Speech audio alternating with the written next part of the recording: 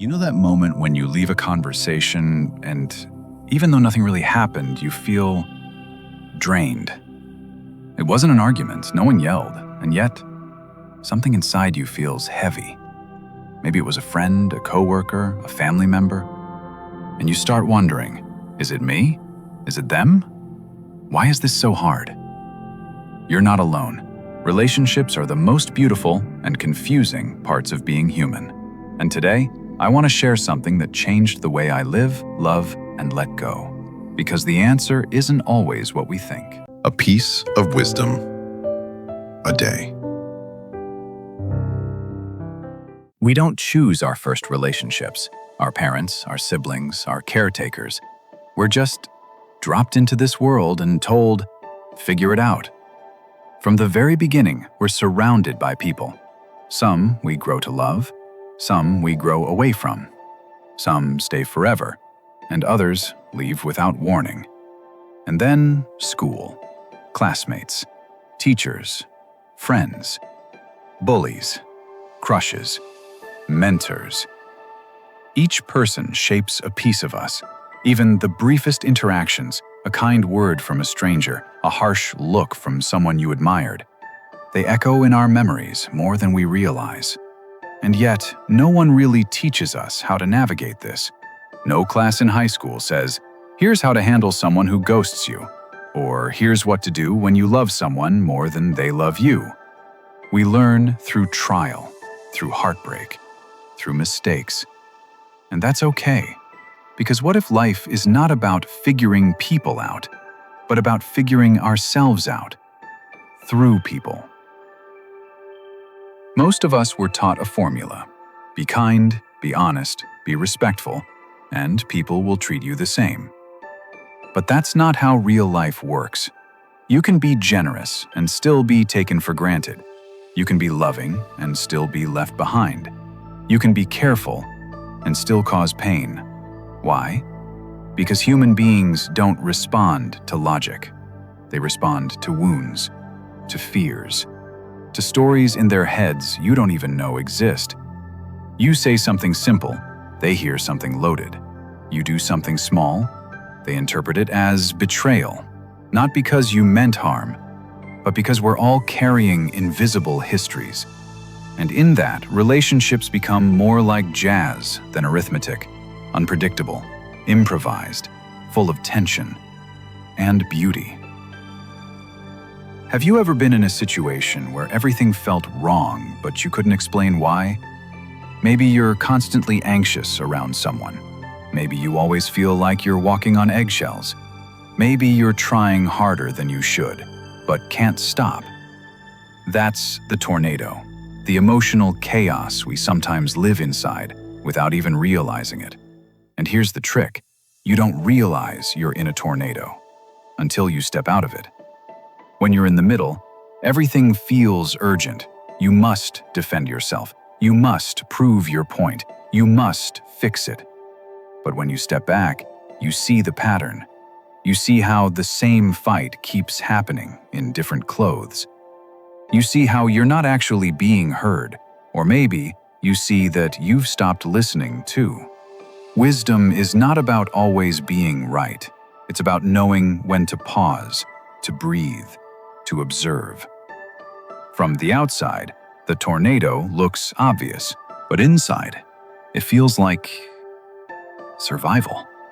So ask yourself, what am I not seeing because I'm too close? Let me be clear. Stepping back doesn't mean cutting people off. It means reclaiming perspective. When tension rises, when words get sharp, we often feel like we must either fight harder or walk away. But there's a third way. Step back without leaving. Emotionally, mentally, spiritually. Ask, what's really happening here? Is this about now or is this about the past? Am I listening or just preparing to respond? Sometimes that pause alone saves a relationship because it allows you to respond, not react. And that changes everything. In that space, you might realize this person isn't your enemy. They're just scared. or tired, or hurting, or maybe you are. And that awareness, that moment of quiet seeing, can change the course of a relationship forever. This might be the hardest part to learn.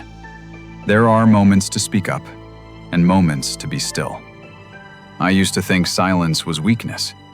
Now I think it's wisdom when chosen with care. If someone crosses a line, insults someone I love, harms the innocent, betrays shared values, I speak clearly, calmly, without apology. But when it's just noise, a passive-aggressive jab, a misunderstanding, a moment of someone else's bad day spilling over into mine, I let it pass. Because I've learned something. You rarely regret what you didn't say, but you often regret what you did. So I ask myself, will this help? Or will this just satisfy my ego? That question alone has saved me hours of regret. Relationships are strange teachers. They hurt us, heal us, shape us. And the irony? We never really master them. We just get better at dancing in the dark. There's no final exam, no perfect technique. Only this: awareness, kindness, courage, and the grace to try again. If today felt like a failure, breathe. You're not broken. You're just human. And you're learning one of the hardest arts there is: how to love people without losing yourself. So as you return to your world today, to your people, to your routines, to the familiar faces, and the unpredictable moments, I want you to carry this with you. You don't always need the right words. You don't always need to have the answers. You don't need to fix everything. You don't need to save everyone. You are allowed to pause, to breathe, to step back. You are allowed to say, I don't know how I feel yet. I need a moment. I'm not ready to respond. That isn't weakness. That is wisdom. That is strength. Because in a world that pushes you to react quickly, loudly, constantly, choosing stillness, choosing grace, choosing to respond only when your heart is clear, that's rare. That's sacred. And I want to remind you of this. Your peace is not selfish. It is necessary. It is the soil from which all good things in your life will grow. Relationships. They are not puzzles to be solved once and for all. They are not checklists. They are not performance reviews. They are gardens. Messy, wild, beautiful gardens, full of seasons. Some relationships bloom in the spring of new beginnings. Some wilt in the heat of misunderstanding.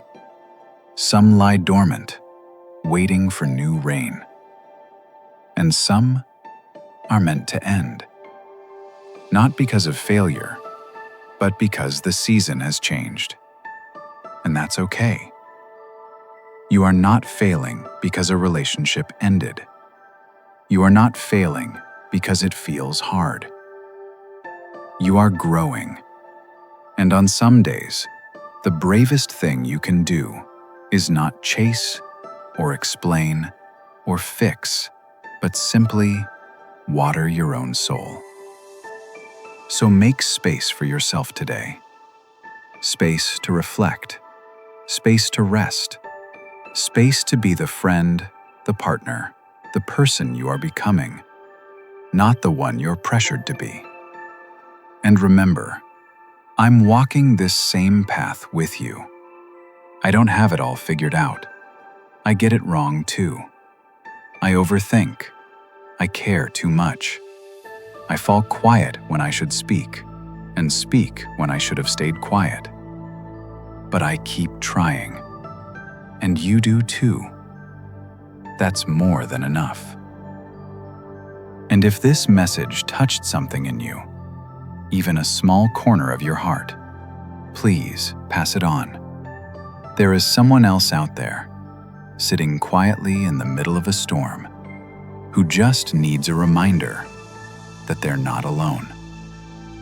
So until next time, be kind, be slow, be soft with yourself.